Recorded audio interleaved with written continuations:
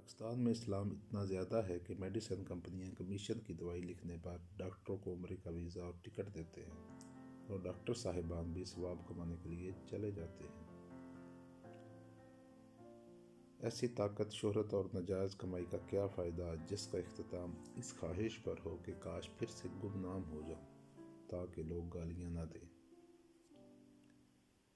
دنیا میں نمک پیدا کرنے والے ممالک میں پاکستان کا دوسرا نمبر ہے، جبکہ نمک حرام پیدا کرنے والے ممالک میں پاکستان کا پہلا نمبر ہے۔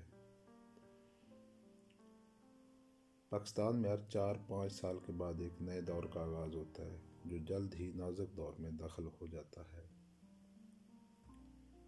دنیا میں سب سے بڑا اسٹیڈیم پاکستان ہے، جہاں 22 کروڑ تماشائی پچھلے 75 سال سے میچ دیکھ رہے ہیں۔ جب تم کسی ملک میں چوروں کو حکمران بنتا دیکھو تو اس کی دو وجہ ہو سکتی ہے: یا تو اس ملک کا سسٹم کرپٹ ہے یا وہاں کی عوام بے شعور ہے۔ شہباز شریف صاحب اگر آپ کے کپڑے بیچ کر آٹا سستا ہو سکتا ہے تو چند اور لوگوں کے کپڑے بھی بیچ دیں، کیونکہ گھی، چینی، دالیں اور سبزیاں، گوشت بھی خاصا مہنگا ہے۔ بھارت کی آئی ٹی ایکسپورٹ سعودی عرب اور عراق کی آئل ایکسپورٹ سے زیادہ ہے، اور ہمارے یہاں اکانومی کا مطلب پلاٹس بیچنا اور خریدنا ہے۔ سگریٹ کو عرب بجٹ میں ایسے مہنگا کرتے جیسے ملک پر سارا قرضہ نشیوں نے چڑھایا ہے۔ مساوات کا سب سے بہترین عملی نمونہ ہمارا عدالتی نظام ہے، جہاں مدعی اور ملزم کا برابر خرچہ ہوتا ہے۔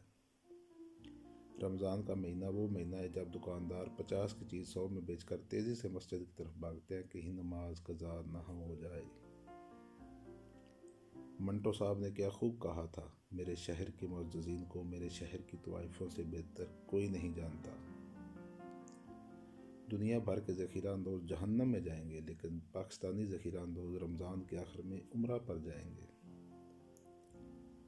زمانہ جاہلیت میں جو بھی نیا آرمی چیف آتا تھا، ہم کہتے تھے انڈیا اس سے بہت ڈرتا ہے۔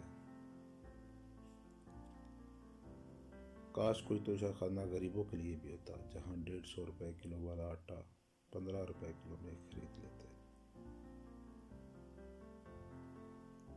بازار میں آپ کو کسی بھی دکان سے کوئی چیز خالص نہیں ملے گی، مگر دکاندار تبلیغ کرتا ضرور ملے گا۔